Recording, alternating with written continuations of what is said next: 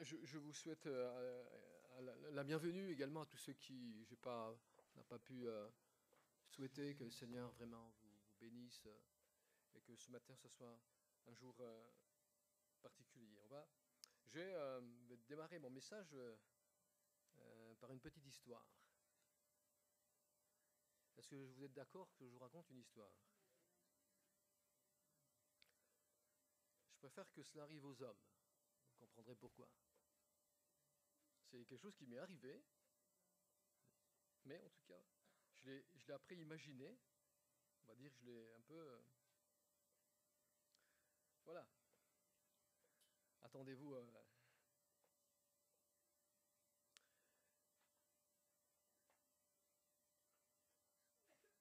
C'est un monsieur, donc genre gentleman.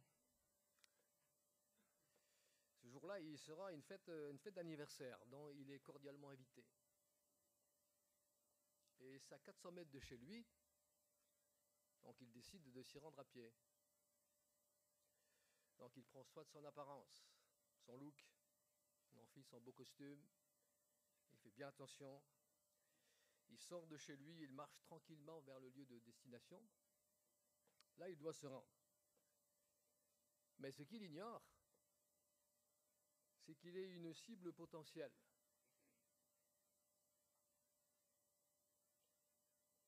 Il ne sait pas ce qui se passe au-dessus de sa tête. Il ne sait pas qu'il y a un gros oiseau qui plane au-dessus de sa tête et qu'il y a de gros problèmes de digestion.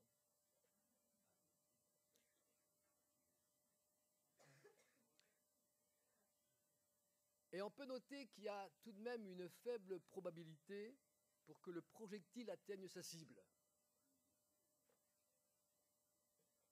Le calcul, c'est très compliqué. Vous avez l'oiseau qui plane, la cible qui se déplace, la distance qui les sépare, la vitesse du vent, le poids du projectile.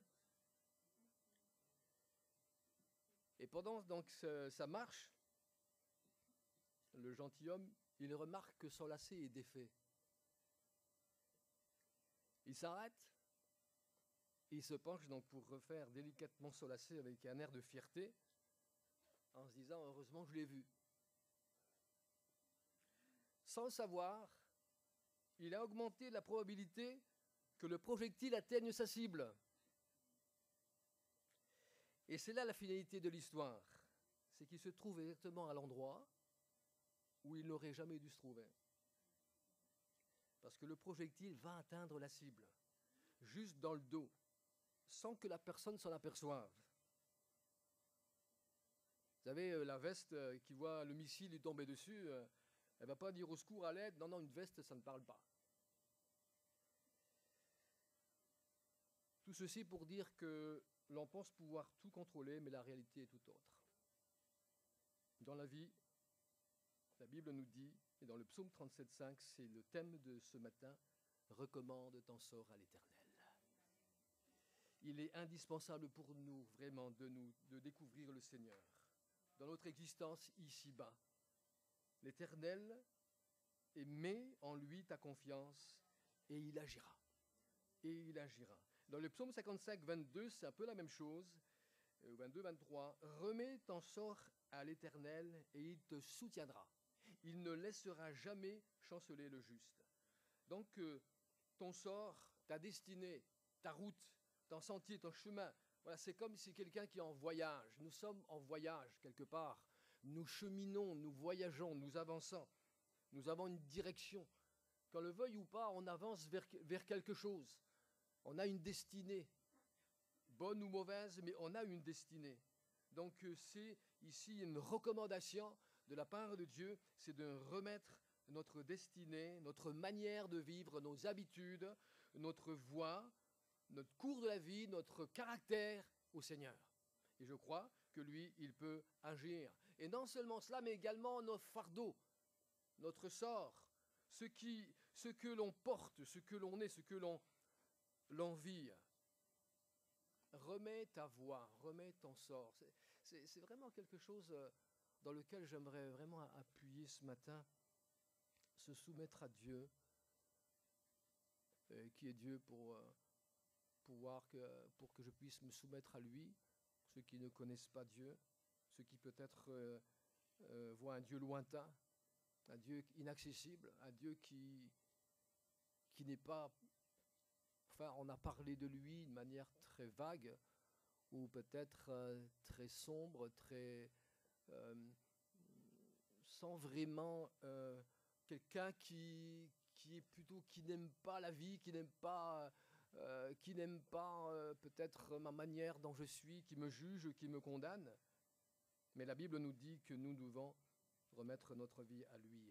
Au milieu des difficultés, au milieu des problèmes, tu as un cheminement, tu as une voie, mais fais-le avec cette confiance dans le Seigneur. La Bible dit que quand tu fais cela, il va agir. Il y a une action de Dieu. Il y a une action de lui. Dieu n'est pas inactif. Là où il y a la foi, là où il y a l'action humaine, il prend la place qui est la sienne dans ton cœur et dans ta vie. Quand on regarde autour de nous, on peut voir toute l'injustice. On peut être vraiment même touché avec ça et dire, de toute façon, on vit dans un monde injuste, de l'abus, de l'inégalité, dans notre monde, dans le monde entier. Ça, c'est quelque chose qui règne, quelque chose qui domine notre monde. Et même si le monde est moderne, même si le monde a des capacités technologiques, mais on vit tout de même dans un monde d'inégalité, où chacun pense à lui. Et les hommes d'affaires, les hommes d'État pensent à eux. Et ça, c'est quelque chose qui est très ancien, c'est pas nouveau. C'est pas quelque chose qu'on doit... On ne doit pas être étonné de tout cela. On est vraiment dans ce monde-là. Ce monde que la Bible appelle un monde déchu. Un monde qui a abandonné Dieu et qui se trouve dans ce cas de figure et dans lequel il est sous la main. La Bible dit qu'il est sous la main de l'ennemi. Il est dominé par Satan, qui lui, il a de la haine. Il est rempli de haine, il est rempli d'orgueil, il est rempli de tout ce qu'on voit apparaître donc, dans ce monde. Et c'est vrai qu'on peut être inquiet. On peut se dire, mais ma vie, c'est quoi? À quoi je vais pouvoir m'en tenir? Si tout le monde est comme ça, il faut peut-être que moi aussi je me rende d'une certaine manière, ou que j'essaye en tout cas de vivre de cette façon et d'essayer de faire au maximum. Si on me fait du mal, je vais faire du mal, coup contre coup. Et si on me fait du tort, si on me joue un tour, je vais en jouer deux, des tours. Voilà. Si on me parle mal, je vais répondre avec agressivité. Et si on me montre du poing, je suis capable d'en allonger une. Ça, c'est notre monde aujourd'hui. Notre monde dans lequel on vit. Donc, ce n'est pas nouveau. Il y a cette injustice. Et on est tenté d'imiter ces choses. Parce que le monde, il est comme ça. Mais il y a une recommandation de Dieu. Et c'est là que je vais vous amener ce matin à vous tous, à ceux qui particulièrement ne connaissent pas Jésus. C'est de remettre ta vie, ton sort, ta destinée au Seigneur. Le Seigneur, il nous met en garde. C'est parce que si je ne fais pas ça, je vais être attiré, aspiré par tout cet esprit de ce monde qui va me balader dans tous les sens, où je peux être la victime de toute forme d'abus, toutes sortes de choses qui viendraient contre moi, contre ma vie, contre ma personne. Où on entend tellement de faits divers, tellement de choses, que c'est même plus la peine de donner des exemples, mais vous en avez tous les jours de ces exemples-là. Mais il y a le Seigneur qui donne un conseil à toute l'humanité, à l'homme. Il nous donne un conseil ce matin. C'était vraiment un mot, une phrase dans laquelle le Seigneur a touché mon cœur. Il dit, Seigneur, qu'on puisse être comme il demande, parce qu'il y a une bénédiction au bout. Il y a une action de Dieu au bout. Et quand on ne connaît pas Dieu, c'est là qu'on va pouvoir le découvrir. C'est là qu'on se dit que c'est un Dieu d'amour. C'est un Dieu qui aime vraiment. Un Dieu qui aime sans faiblesse, sans diminuer, même peu importe du mal que tu as fait, peu importe de quoi tu es accusé, de ce qu'on t'a fait ou de ce que tu as fait, de ce que tu as été. Dieu t'aime quand même. Dieu n'est pas limité dans son amour. Il aime pleinement. Et c'est ça qu'il veut qu'on puisse le découvrir. Donc il nous conseille à nous de remettre notre vie. Il y a une part à faire de nous. Dieu ne va pas nous prendre de force pour venir à lui. Quand on est pris de force, ce n'est pas de l'amour. Il y a une mauvaise intention, il y a une intention de contrôle, il y a une intention de manipulation. Mais quand il y a une recommandation, quand il y a un conseil, c'est bon de donner des conseils à nos enfants, c'est beau de donner des conseils également aux personnes, à plusieurs personnes. On a besoin de conseils, d'écouter les bons conseils. Et Dieu veut nous conseiller pour notre vie. Il y a un meilleur devant toi. Il y a un meilleur après le passé. Il y a quelque chose pour toi. Et Dieu, donc, il veut vraiment le faire. Et il cherche à exhorter son peuple. Il cherche à nous exhorter ce matin parce que vous êtes le peuple de Dieu. Et j'espère que tous ce matin, vous puissiez devenir un enfant de Dieu. Un enfant de Dieu, à part entière, où vous aimez Dieu et vous allez découvrir son amour. Si tu n'es pas croyant, tu dois quand même chercher le Seigneur. Il faut que tu cherches le Seigneur. C'est conseillé même à les incroyants pour que tu puisses chercher. Cela signifie avec soin, en connaître davantage. Devons chercher le Seigneur parce que j'ai envie de découvrir qui il est. Et ce n'est pas quelqu'un que l'on met dans un cadre ou que l'on a peut-être donné une forme en pierre ou en bronze ou en toute forme d'objet. Non, c'est Dieu est vivant. On ne peut pas le mettre dans un cadre. Il est esprit et vie. On ne peut pas l'utiliser comme une relique et le placer quelque part. Il est Dieu qui veut habiter en nous, dans notre cœur. C'est pour ça que quand on parle d'église, quand on parle du temple de Dieu, ce n'est pas ici les monuments, ce n'est pas ici les bâtiments ou l'immeuble, mais c'est notre cœur. C'est dans notre cœur que nous pouvons donc nous construire vraiment la vie avec le Seigneur ici.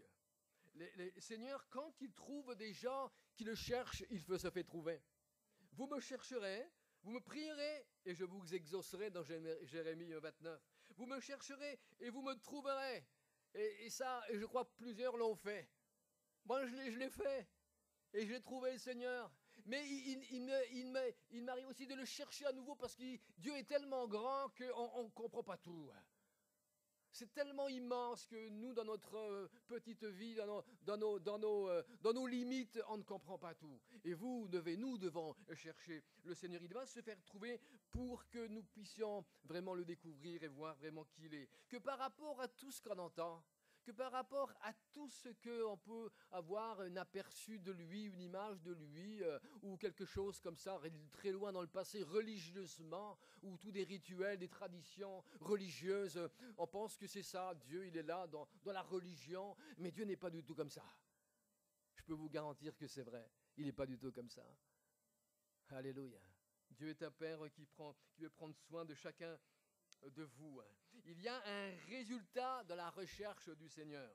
Le pays, dans 2 Chroniques, le chapitre 14, le verset 7, il est dit à Juda, donc bâtissons ces villes et entourons-les de murs, et de tours, de portes et de barres. Le pays est encore devant nous, car nous avons recherché l'Éternel. Et regardez, notre Dieu, nous l'avons recherché, et il nous a donné du repos de tous côtés. Vous voyez? Est-ce que quelqu'un peut dire, moi je ne suis pas en paix ce matin, je n'ai pas un repos, je n'ai pas un vrai repos intérieur. Peut-être que quelqu'un dirait, moi je n'ai pas de repos. Mais quand tu cherches Dieu, quand tu découvres Dieu, je peux te dire que Dieu va te donner du repos de tous côtés. À droite, à gauche, devant, derrière, au-dessus de toi, en dessous de toi. Il y a quelque chose qui va envelopper ta vie. Même s'il y a des difficultés. Anna le disait tout à l'heure, on n'est pas à l'abri de difficultés, on n'est pas à l'abri d'épreuves, mais il y a ces plénitudes du repos de Dieu qui dépassent, qui est au-dessus même de ce que même je peux vivre, de ce que même je peux parfois subir, mais par la grâce de Dieu, il y a quelque chose de plus fort en moi, de plus grand en moi qui fait que, Seigneur, tu es là dans ma vie. Et je veux encore te chercher. Notre Dieu, nous l'avons cherché. Donc, ils vont bâtir et ils vont réussir parce qu'ils ont cherché le Seigneur. Ils persévéraient sur la terre et Dieu leur a donné du repos. Et j'espère que ce matin, vous pouvez être de ceux-là. Il y a tellement de gens qui sont bouleversés, qui sont troublés, et ils ne semblent pas pouvoir comprendre pourquoi ici. Mais parfois, les gens accusent même Dieu. Voyez-vous, hein, j'ai entendu des gens, ils accusent Dieu pour les conditions dans lesquelles ils se trouvent, mais l'intention de Dieu est que nous entrons dans son repos. C'est-à-dire dans son salut. Le salut de Dieu. Et il faut y rester. Donc, le premier point ici, c'est la confiance dans le Seigneur. Cherchez le Seigneur. Recommande ton sort à l'Éternel. Ça veut dire que je lui fais confiance. Je décide à lui faire confiance. Alléluia. Et Dieu va commencer une œuvre dans votre vie qu'il va pouvoir même achever, jour après jour. Alléluia. Parce que pourquoi je dois faire confiance en lui? Pour le salut de mon âme. On a besoin d'être sauvé. Tu as besoin d'être sauvé? Ah oui, peu importe ce que tu as fait ou ce que tu n'as pas fait. Tu nais, la Bible elle nous dit qui on est et ce qu'on peut devenir. Mais on est de naissance, on est pécheur, avec cette nature qui est là, qui va dominer notre vie. Et cette nature va prendre une place tellement importante. Là, on va forger notre caractère en fonction de notre on va dire, fonctionnement familial, de notre culture. Également, on va se construire avec ça et on va pouvoir répondre. Et même la société va nous aider même à faire certaines choses, des compromis qui ne sont loin de ce que Dieu demande. Vous comprenez? Et on grandit avec ça, avec cette nature. On peut faire même de bonnes choses. Mais dans le bon, il y a le mauvais également. De la même source. On peut bénir quelqu'un avec notre même bouche, notre même voix. Et on peut également le maudire. Et pourtant, ça vient de la même bouche. Vous comprenez? Et ça, c'est notre nature. Notre nature où on grandit. On devient comme ça. On est comme ça. Bien aimé. Mais il y a quelque chose que Dieu veut faire. Et c'est ça le salut, c'est qu'on a besoin d'avoir une nouvelle nature. La Bible, elle dit c'est une nouvelle naissance. Combien sont d'accord avec moi? C'est une nouvelle naissance ici. Bon, j'ai pas des trucs que j'ai écrits là, mais ça me vient comme ça ici. Mais il est important pour nous vraiment de vivre de nouvelles naissances. Et c'est ça. Et voyez-vous, et le pas à faire, c'est de reconnaître qu'avec notre nature, on ne peut pas atteindre Dieu. On ne peut pas. On ne peut pas avec la religion atteindre Dieu. On ne peut pas avec tout notre fonctionnement religieux, de toutes les religions, on ne peut pas atteindre Dieu. Dieu veut un cœur à cœur. Alléluia. Dieu veut que tu le découvres avec son cœur et ton cœur. Alléluia. Et c'est pour ça qu'il nous demande de recommander ta vie à l'Éternel, pour ton salut. Et le pas, il est simple, et j'espère que ce matin, moi je vais prier tout à l'heure vraiment pour que la foi vienne dans ton cœur. Pour que tu puisses, voyez-vous, le pas de foi, c'est celui qui dit, Seigneur, je reconnais que. Vous savez, s'il n'y a pas de reconnaissance, il n'y a pas de suite. Quand on reconnaît quelque chose, eh ben, ça veut dire qu'il y a quelque chose qui doit changer. Quand je reconnais mes fautes, quand je reconnais que je suis incapable tout seul, que je suis limité, donc c'est un pas énorme, important, dans lequel je peux m'attendre à quelque chose d'autre qui ne vient pas de moi, mais qui vient du Seigneur. Et c'est là que je veux vraiment vous dire. Dieu est un Dieu de miséricorde, l'amour sûr et fidèle du Seigneur, il entoure l'homme et la femme qui se confient en lui. Beaucoup de douleurs sont la part du méchant, mais celui qui se confie en l'Éternel est environné de sa grâce. Il y a beaucoup de douleurs, la part du méchant, le méchant. Ce n'est pas le fait de dire ici, oh ben celui-là il est méchant, celui-là il n'est pas très méchant. Non, non. Le méchant, c'est notre vieille nature. Le méchant en nous, c'est notre vieille nature qui rejette Dieu, qui n'en veut pas, qui veut fonctionner avec ses propres pensées, ses propres manières de vivre, sa méthode à lui. Ça, c'est le méchant qui est en nous, notre nature déchue, qui est là en nous. Comme je disais tout à l'heure, on est capable de faire du bien. On est capable de faire du bien, ça nous arrange, peut-être que ça va nous valoriser quelque part. On va être reconnu comme étant des gens bien gentils. Vous voyez? Mais ce n'est pas ce que Dieu nous demande. On a besoin ici de retrouver vraiment cette nouvelle nature en Dieu, et Dieu veut que nous puissions être environnés de sa grâce. Confiant, ça ne veut pas dire qu'il faut tout savoir. C'est difficile on ne peut pas tout savoir. Même on voit que la société qui est remplie on va dire, d'hommes instruits, d'intelligents, des chercheurs, mais ils ne savent pas tout, ils ne savent pas grand-chose, on pourrait dire comme ça. Parfois, ce qu'ils savaient s'est remis en cause parce qu'il y a quelque chose d'autre qui vient se rajouter et puis qui contredit donc ce qui a été probablement, on va dire, dit et fait, mais ce n'était pas une vérité absolue. Donc on ne peut pas tout savoir, mais la Bible nous dit de nous fier, de nous confier au Seigneur, de ne pas nous fier à notre propre compréhension. On voudrait que Dieu soit comme ça. On voudrait lui donner un sens, on voudrait lui donner un caractère, une nature. Vous le découvrez dans sa parole. Si vous lisez la Bible, vous allez découvrir de qui est Dieu. Alléluia. C'est un Dieu rempli d'amour. Il est bon envers nous. Donc confie-toi en l'Éternel de tout ton cœur et ne t'appuie pas sur ta sagesse, nous dit le psaume 3 à 5. Combien essayent de calculer, essayent de comprendre, et puis ils se disent, tant que je n'ai pas compris, eh ben, je reste là. Mais il est probable que ça prend toute une vie, et puis tu ne comprendras peut-être jamais vraiment. Mais que le Seigneur révèle dans ton cœur que tu es un pécheur, et que tu as besoin de la grâce de Dieu. Quand je suis venu au Seigneur, et d'autres aussi, je n'avais pas tout compris. Mais je sais que j'étais un pécheur. Je sais que j'avais besoin de la miséricorde et de la grâce de Dieu. Et je bénis le Seigneur. Alléluia. Proverbe, chapitre 3, versets 5 et 6 et 7. Reconnais-le dans toutes tes voies et il aplanira tes sentiers. Ne sois pas sage à tes propres yeux. Souvent, on se donne, nous, certaines images de nous-mêmes. Sage à ses propres yeux, mais crains l'Éternel et détourne-toi du mal. Alléluia.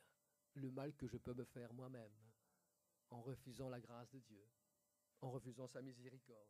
Alléluia. Gloire au Seigneur. Voyez-vous, la confiance dans le Seigneur, parce que lui, il est notre rocher éternel. Alléluia. Tous nos besoins, la confiance au Seigneur, c'est de placer, de remettre tous nos besoins. Tous nos besoins sont devant lui. La Bible nous dit que mon Dieu pourvoira à tous mes besoins. Alléluia. Gloire à Jésus.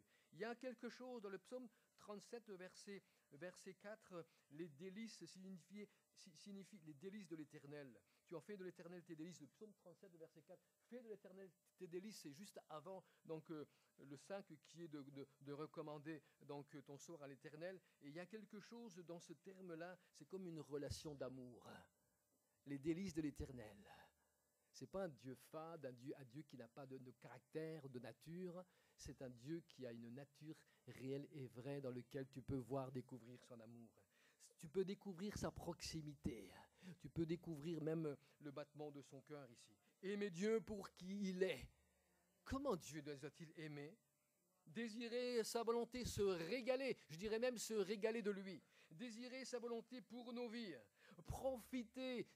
En fait, les délices de l'Éternel, c'est profiter de sa présence, de sa parole, dans lequel on peut vraiment découvrir qui il est. Voir dans les situations de la vie à travers ses yeux, à travers de ce que lui voit. Vous savez, ça demande une proximité de Dieu, ça demande vraiment un pas de notre part. Parce que Dieu, ici, nous aime. C'est pas automatique. C'est pas quelque chose qu'on peut... Mais il faut le cultiver. Recommande ton sort à l'Éternel, c'est quelque chose qu'il nous faut cultiver. C'est quelque chose qu'il nous faut exercer. Mets en lui ta confiance. Dieu agira. Plus qu'une affirmation verbale, mais vraiment un engagement. On abandonne toute autre possibilité. Tout autre, qui vient de l'extérieur, ou que ça vient de moi-même. Seigneur, je ne peux pas. On abandonne tout ça et l'engagement, il est entier. L'engagement, il est vraiment intègre. Recommande ton sort à l'Éternel. Ce n'est pas toujours une chose facile à faire parce qu'on est tellement imbu de nous-mêmes. On veut vraiment fonctionner comme nous on veut. on est maître de soi-même sans savoir que quelqu'un peut-être dirige notre vie, mais quelqu'un d'autre. Mais cela implique vraiment un pas à faire au pied du Seigneur. Dépose tes fardeaux au pied de la croix. Vous savez, chaque être humain a un fardeau. Il s'alourdit de jour en jour, d'année en année. Et les fardeaux sont parfois très très lourds à porter. Tellement que le dos est courbé, spirituellement parlant, c'est tellement lourd. Tellement une charge, tellement de choses que tu as subies, que tu as vécues. Tu as tellement été battu, abusé, tu as tellement été maltraité. Et c'est un fardeau, c'est quelque chose que tu portes sur tes épaules. Tu as été rejeté, tu n'as pas été un enfant aimé, tu n'as pas été un enfant, pour beaucoup, j'ai déjà entendu ce témoignage, un enfant désiré. Tu penses que tu es là par accident, alors que Dieu te dit non. Ce n'est pas vrai, c'est un mensonge, tu es là parce que Dieu voulait que tu sois là, même ce matin, que tu sois là. Vois-tu, donc ici, il y a le fardeau à déposer au pied du Seigneur. Et le Seigneur nous demande vraiment de nous attacher, de nous approcher de lui. Même si, quelque part, tu as été une victime, mais le Seigneur, il nous demande de nous repentir quand même et de confesser nos péchés. Parce que quelque part, on a tous manqué. Nous avons tous manqué. Et nous voulons te dire, Seigneur, moi je veux me repentir. Je veux confesser mes péchés et je veux m'abandonner à toi. On veut s'abandonner à lui. Et la suite, c'est qu'on doit rester dans le Seigneur. Il ne faut pas, c'est pas l'affaire d'un jour, mais c'est l'affaire de toujours. C'est quelque chose qui va se poursuivre. Reste, demeure dans le Seigneur. Le psaume 37, verset 6-7, il faudrait lire tout le psaume, il est tellement merveilleux. Et il fera paraître ta justice comme la lumière, la justice de Dieu ici, et ton droit comme le soleil à son midi. Garde le silence. Oui, il y a une recommandation, espère en lui. Ne t'irrite pas contre celui qui réussit dans ses voies. Parfois, il y a tout un truc là. On dit, mais comment se fait qu'il réussit lui? Il est tellement méchant, il est tellement mauvais. Donc, on se fait toute une analyse de gens autour de nous. Et pourquoi moi, j'ai pas réussi? Pourquoi ceci? Pourquoi cela? Pourquoi celui qui a fait tant de mal, et puis on le voit là, réussir bien, bien habillé, bien, il a tout ce qu'il faut alors que moi, je n'ai rien? Ne regarde pas ça. Le méchant, il dure un temps. Mais le juste dure toujours. Le juste de la justice de Dieu. Ne t'irrite pas contre eux. Laisse la colère, abandonne la fureur. Ne t'irrite pas, ce serait mal faire. C'est le conseil ici dans le psaume 37, le verset 8 ici.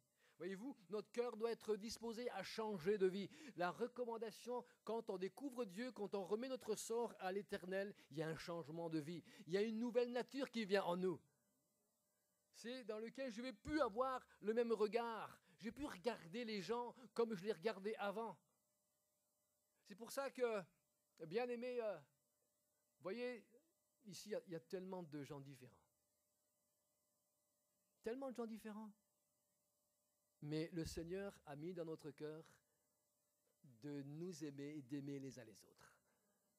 Sans regarder la différence, sans regarder les caractères des uns et des autres, sans regarder l'arrière-plan, le passé, l'apparence également. Sans regarder cela.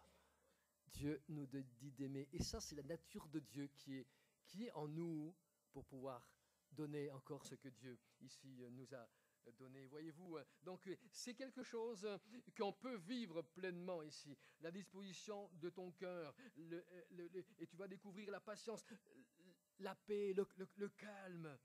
Jésus a promis de nous donner le repos. Il y a un repos, il y a quelque chose, j'en ai parlé tout à l'heure. Et se reposer dans le Seigneur, cela a enlevé toute forme d'inquiétude et d'anxiété. C'est quelque chose d'important.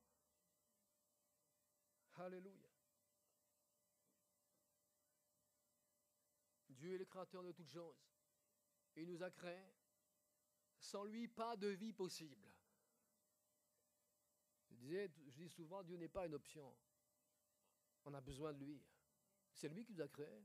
Si nous marchons, si nous soufflons, si nous vivons, si nous respirons, si nous voyons de nos yeux, si nous parlons, c'est parce que Dieu a mis la vie en nous.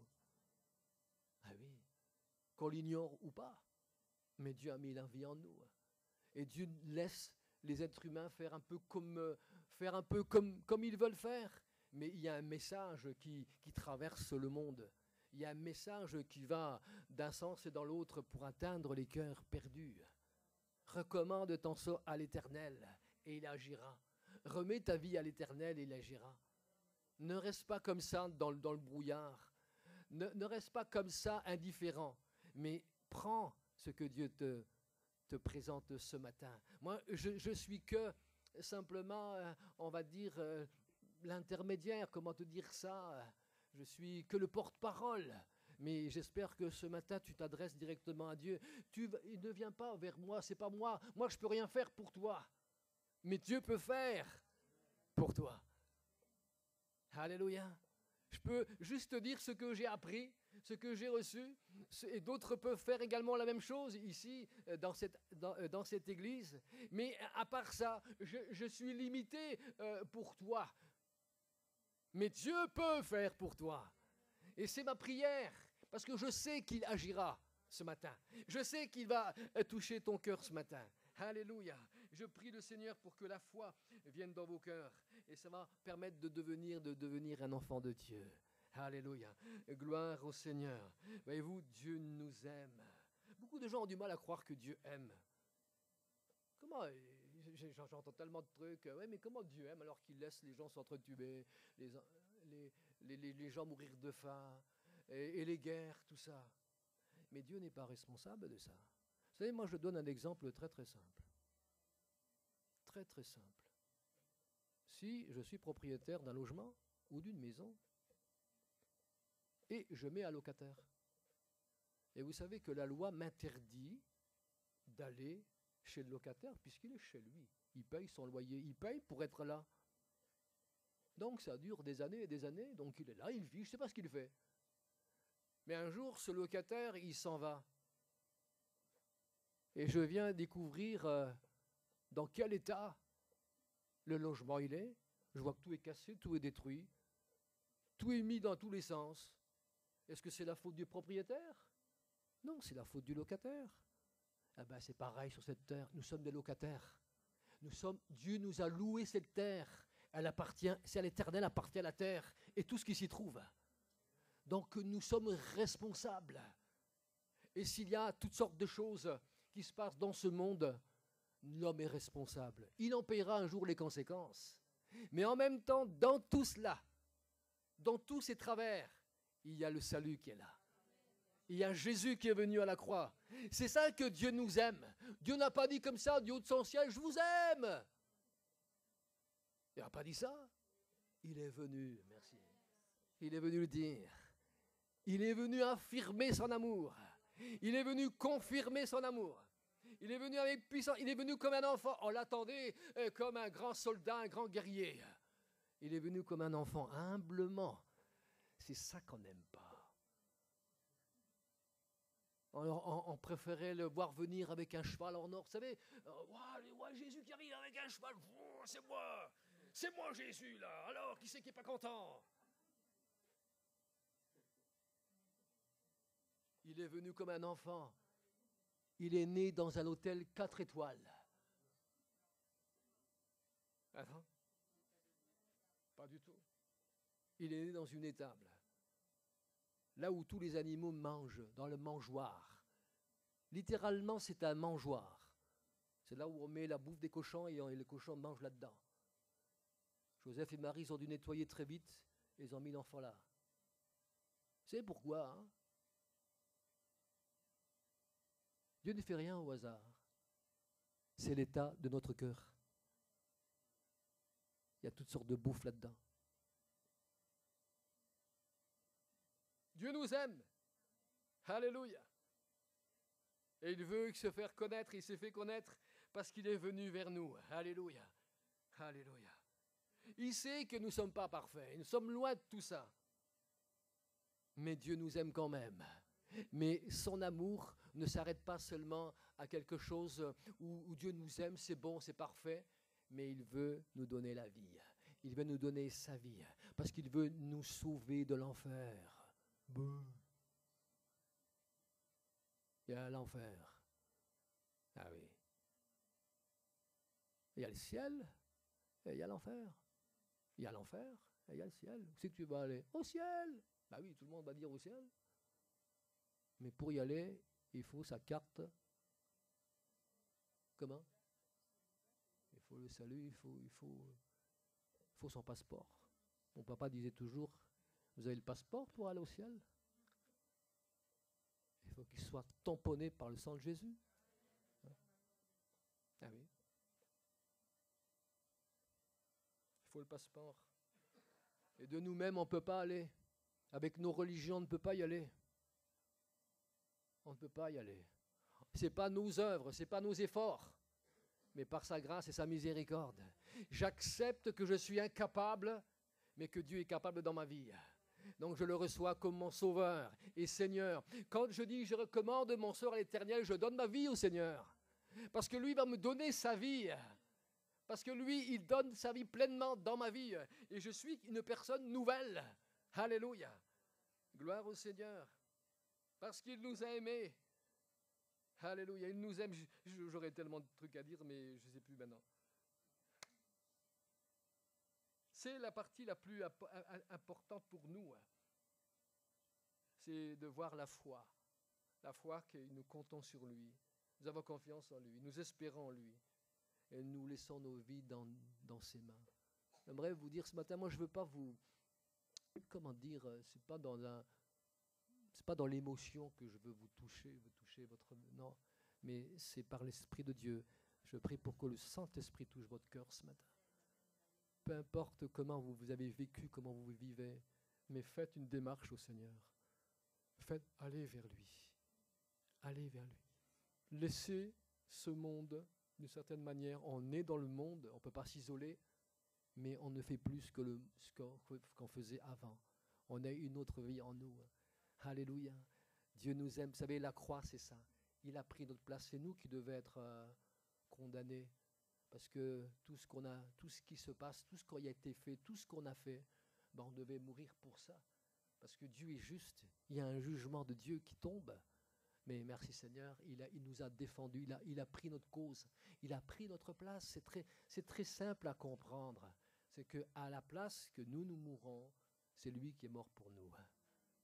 Il est mort pour nous. Et la Bible elle nous dit clairement, il a porté nos péchés, nos maladies, nos souffrances, tous tes problèmes, tout ce fardeau-là, ben, c'est lui qui l'a porté sur son dos.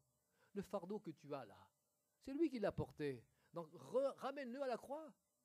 Ramène-le, ne le laisse pas sur ton dos, mais ramène-le, dépose, tu vas être tellement léger, tu vas voir qu'il y a quelque chose d'autre, tu vas être illuminé de la gloire du Seigneur, et tu vas commencer à faire comme on le fait, comme on a fait tout à l'heure, on va commencer à louer le Seigneur.